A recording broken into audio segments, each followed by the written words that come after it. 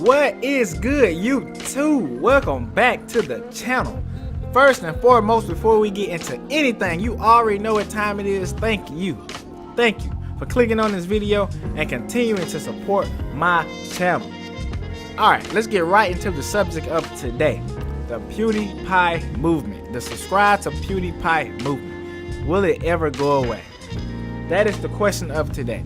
And the short-term answer right now is no. It's not going nowhere anytime soon. Seems like he's still battling with T-Series for that #1 spot. And he almost lost it at one point, I believe. I haven't really been keeping close eyes on it like I was at first, because I feel like it's been going on for a little while now. And I know he's still on top right now. I think he just at 81 million or 80 million. I don't know. I forget, but still, it's a whole lot of subscribers. Way more than I have right now. You already know that. He probably gets about 500 subs a day. And I had never about 500 subs. And it took me a long time to get those. But I appreciate all of my subscribers. But in short, no, it won't end anytime soon. Just because T-Series is gaining a lot of steam as well. Not as much steam as PewDiePie is to say that PewDiePie is gaining steam when he has all of the steam, and he put more steam on steam. It's just crazy. But we all want PewDiePie to stay on top. Anybody who doesn't want PewDiePie to stay on top hasn't really been following what's going on YouTube and everything. We need the person on top to actually be a voice for YouTube. And it's kind of rare to find that in a lot of the social networks these days, for the #1 person to actually be a voice for the people. Usually the #1 person is just somebody who has a voice for the people sometimes, but has their own interest in mind most of the time, you know. But I think PewDiePie has the YouTube community's best interest in mind in terms of how YouTube should proceed forward. Now, with him having a lot of subscribers and a lot of attention and a lot of viewers on his channel, I know he has a little bit of a voice. I wouldn't say he has a say-so, but he has a voice, and YouTube will listen, I believe. But will they actually do anything? It's YouTube we're talking about now. We got to keep that in mind. It is YouTube we're talking about. And I'm talking about the copyright strike issues that were going on recently. Pokimane.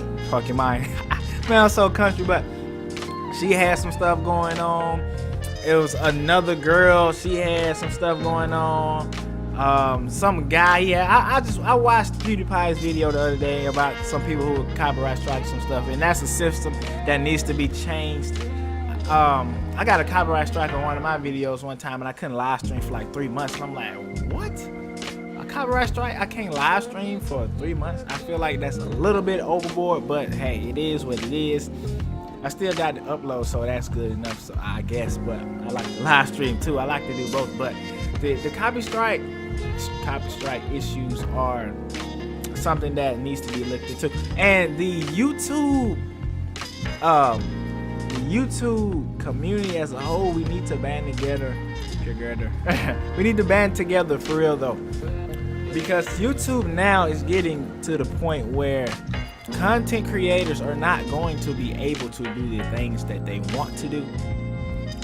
Today, YouTube is coming so sensitive, I guess is the word that we can use. YouTube is becoming very sensitive, and they are listening to big corporations in terms of what content creators can put out there, and big corporations are striking smaller channels down. They're striking big channels too, but they're still striking channels down if you say things bad about them as well. And it's hard to fight against a multi-million-dollar company when you are yet a $5 man.